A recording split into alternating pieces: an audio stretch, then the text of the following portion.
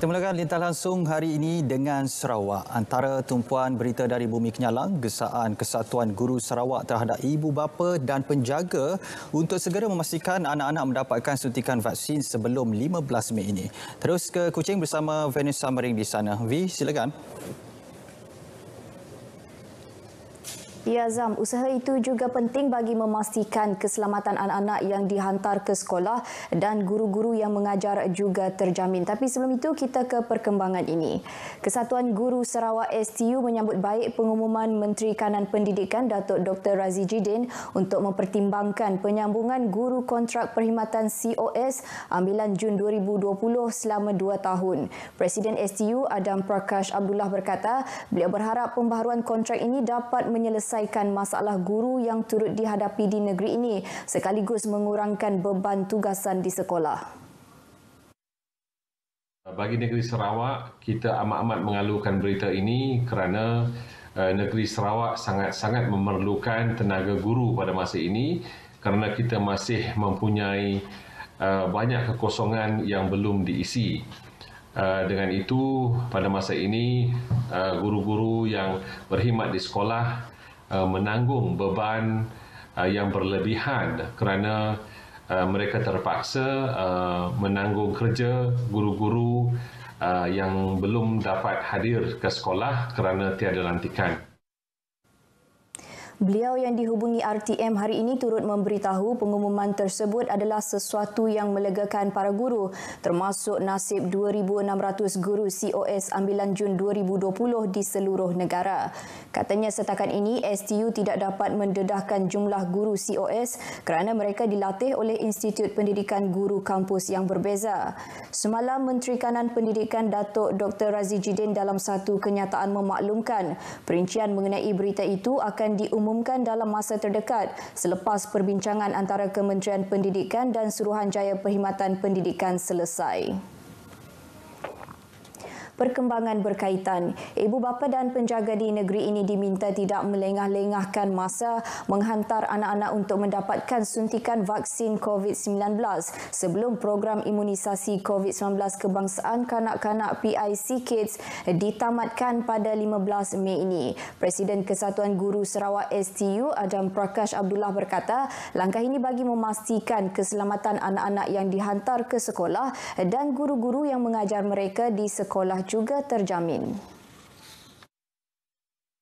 Usah dirisaukan hal-hal berkaitan dengan suntikan ini kerana sudah nyata berjuta-juta rakyat Malaysia telah pun melalui proses imunisasi dan ia telah terbukti menunjukkan bahawa kekuatan badan kita setelah melalui imunisasi ini adalah lebih baik untuk berhadapan dengan virus COVID-19 ini. Beliau yang dihubungi RTM hari ini turut menyeru kerjasama golongan ibu bapa untuk membantu pihak kerajaan melaksanakan proses PIC Kids sekaligus memberi keyakinan kepada anak-anak apabila mereka berada di sekolah. Pada 27 April lepas, Menteri Kesihatan Khairi Jamaluddin memaklumkan bahawa bayaran akan dikenakan bagi mendapatkan suntikan vaksin COVID-19 untuk kanak-kanak selepas program tersebut ditamatkan pada 15 Mei kelak. Jawatan Kuasa Bertindak Imunisasi COVID-19 kanak-kanak turut mengumumkan pemberian dos pertama di bawah PIC Kids hanya akan diberikan hingga 15 Mei ini dan tidak lagi ditawarkan selepas tarikh akhir berkenaan, memandangkan permintaan rendah vaksinasi yang boleh menyebabkan pembaziran vaksin yang tinggi. Penyakit demam babi Afrika atau ASF di Sarawak adalah terkawal dan setakat ini tiada laporan diterima mengenai jangkitan baru. Menurut Menteri Pemodenan Pertanian dan Pembangunan Wilayah Datuk Seri Dr. Steven Rundi Utom, ini menunjukkan keberkesanan langkah-langkah kawalan yang telah diperkenalkan oleh kementerian dan dilaksanakan oleh Jabatan Perkhidmatan Veteriner Sarawak JPVS. Menerusi kenyataan media, beliau memaklumkan setakat 28 April lepas, sebanyak 17 sampel telah diuji dengan 5 sampel dari babi kampung disahkan positif, iaitu 4 di Betong dan 1 di Sibu.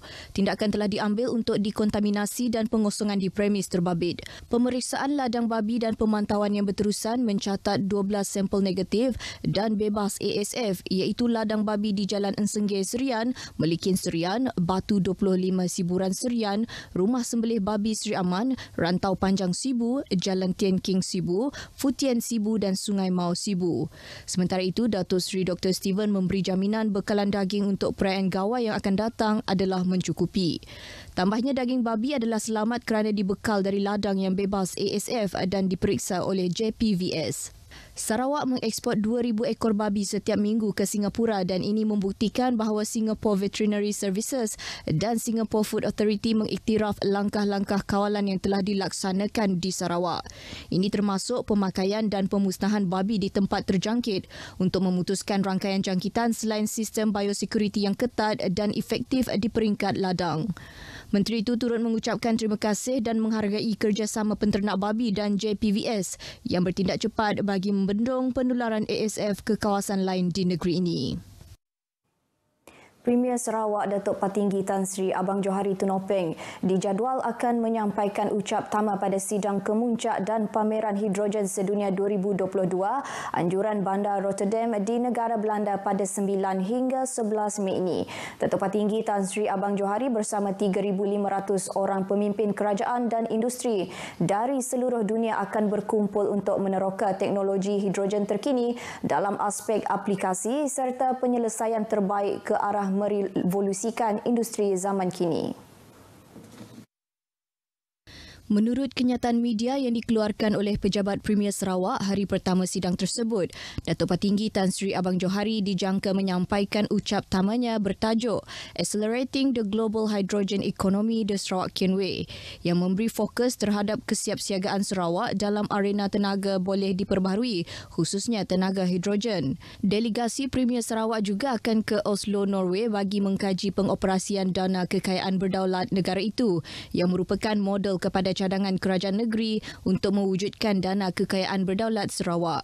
Datuk Patinggi Tan Sri Abang Johari juga akan mengadakan lawatan ke pejabat Shell di Bandar The Hague selain ke ibu negara Belanda iaitu Amsterdam bagi melawat pusat teknologi Shell untuk melihat pelbagai inovasi terkini dalam teknologi hidrogen. Polis Kuching berjaya menumpaskan aktiviti penyalahgunaan dadah dalam 2 serbuan berasingan di Kuching semalam dengan nilai rampasan melebihi RM1,500. Ketua Polis Daerah Kuching, SCP Ashman Bajah menerusi kenyataan media memaklumkan serbuan pertama dilakukan kira-kira pukul 11 pagi di Jalan Rock dan seorang lelaki telah ditahan. Pemeriksaan ke atas lelaki tersebut menjumpai 5 paket plastik lut sinar disyaki syabu seberat 5.13 gram dengan anggaran rampasan RM513. Suspek juga memiliki 1 kes rekod lampau. Manakala dalam serbuan kedua, kira-kira pukul 6.55 petang, pasukan dari Bahagian Siasatan Jenayah Narkotik Ibu Pejabat Polis Daerah Kuching telah menahan seorang lelaki di sekitar Bandaraya Kuching dan merampas 1 paket plastik lut sinar disyaki syabu seberat 10.62 gram dengan anggaran rampasan sebanyak RM1,062. Kedua-dua suspek ditahan di bawah Seksyen 39A Kurungan 1 Akta Dadah Berbahaya 1952. Dengan itu sekian berita dari Sarawak. Kita kembali bersama Azam di Angkasa Puri. Silakan. Baik, terima kasih V dengan perkembangan dari Sarawak.